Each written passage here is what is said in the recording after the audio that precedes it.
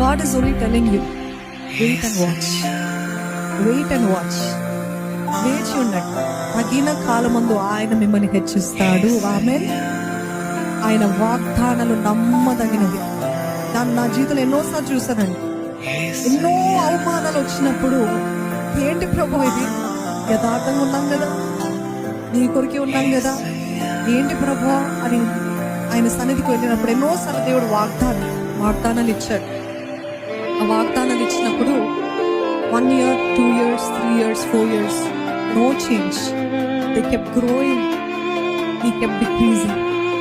But then one fine day God raised us up like this, and whatever God has promised against them happened. I'm not happy that it happened, but I'm saying God is only saying wait. నా సమయం కోసం వేచి ఉండండి. నేను హెచ్చించే దేవుడు.